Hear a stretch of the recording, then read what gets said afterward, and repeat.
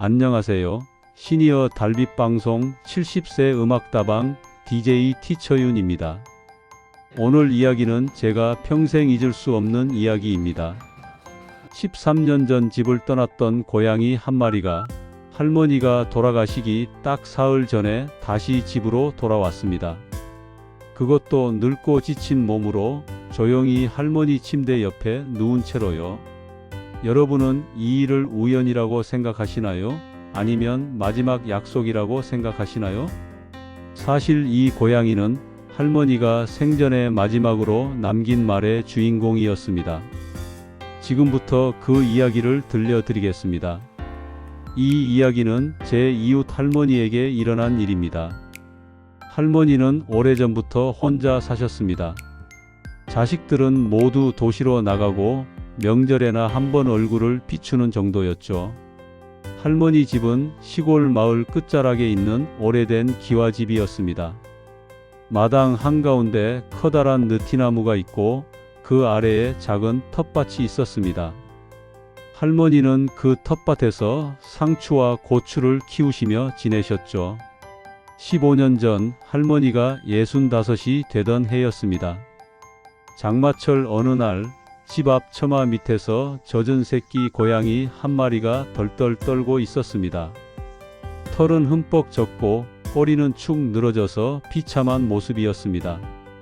할머니는 그 고양이를 보자마자 망설임 없이 집 안으로 안아들었습니다.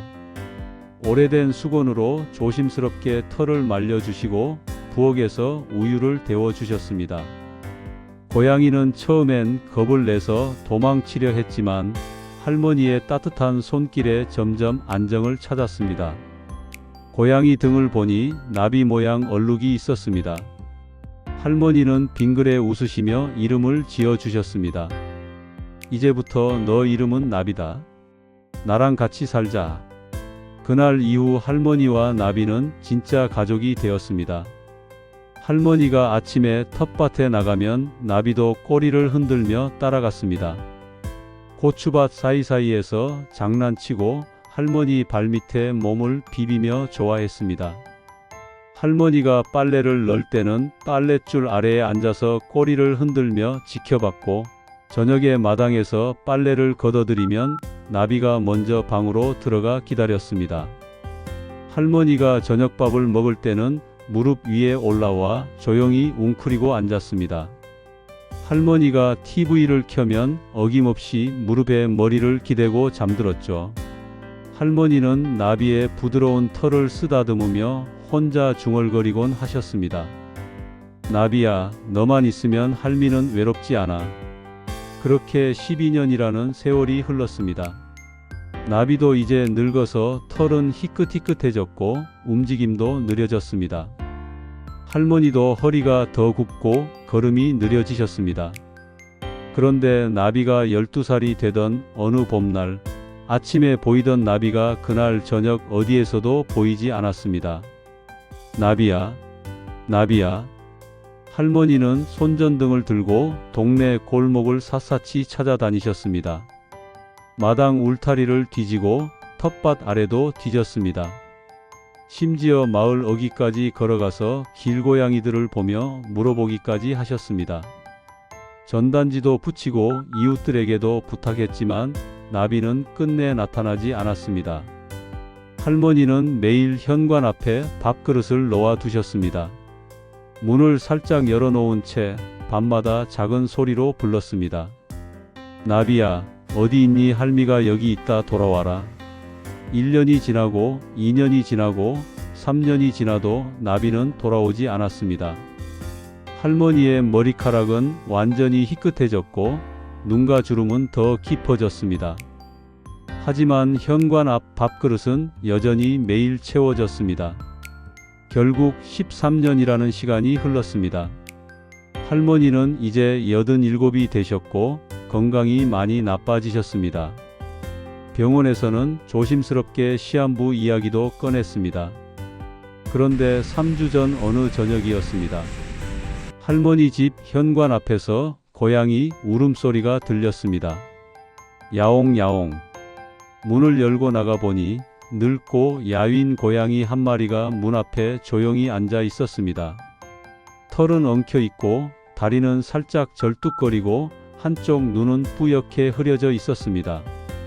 살은 빠져서 갈비뼈가 비쳐 보일 지경이었습니다. 그런데 그 고양이 목에 낡고 색이 바랜 작은 목걸이 하나가 걸려 있었습니다.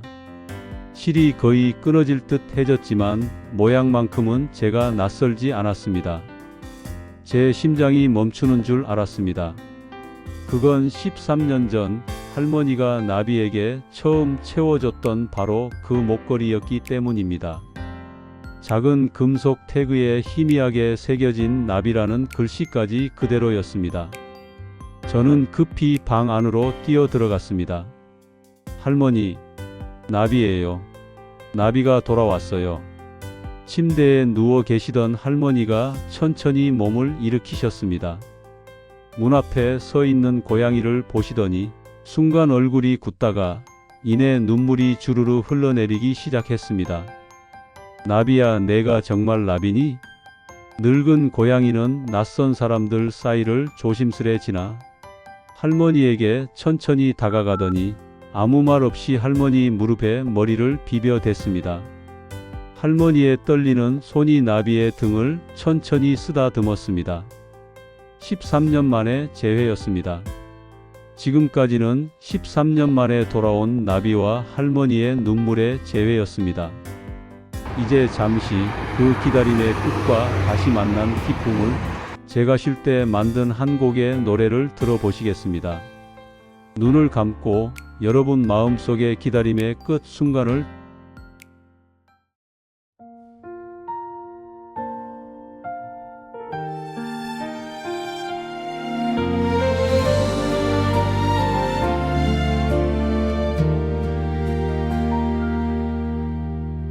빛바랜 종이 위에 쓰여진 그대의 이름, 눈물이 번져 흐릿하게 지워지네.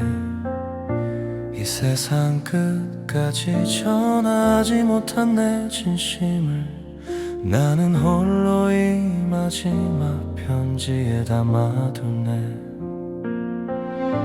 모든 것을 다 잊어도 변치 않을 단 하나의 후회, 그때 그대를 잡았더라면.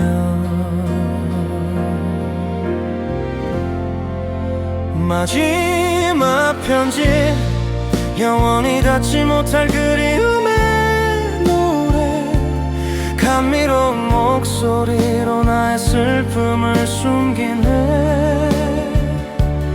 이 세상 모든 미련을 담아 봉투를 닫고서 내 모든 날들이 그대만을 찾으리. 차가운 바람이 불어와 나의 뺨을 스치고 그것이 바로 그대가 남긴 외로움의 흔적. 낡은 꿈처럼 맴도는 희미한 목소리, 나는 홀로 이 침묵 속을 걸어 잠기네.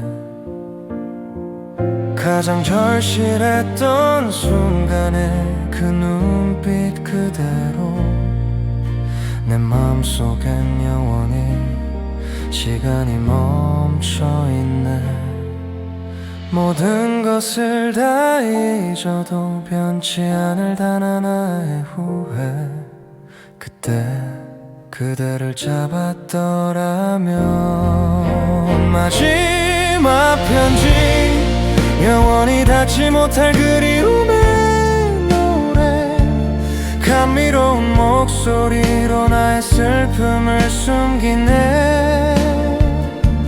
이 세상 모든 미련을 담아 봉투를 닫고서 내 모든 날들이 그대만을 찾으리.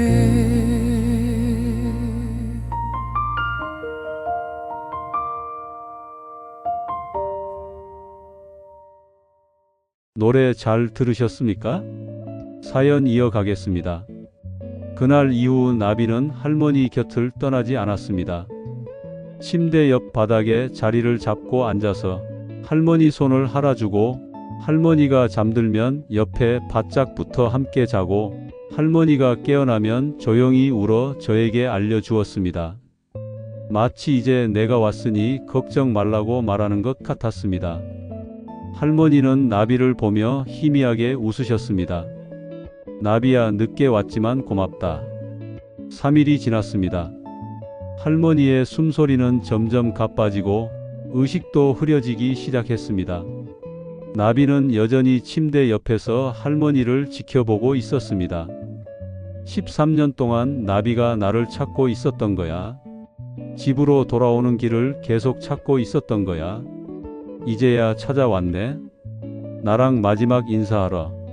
할머니는 떨리는 손으로 나비를 안아 품에 꼭 껴안으셨습니다.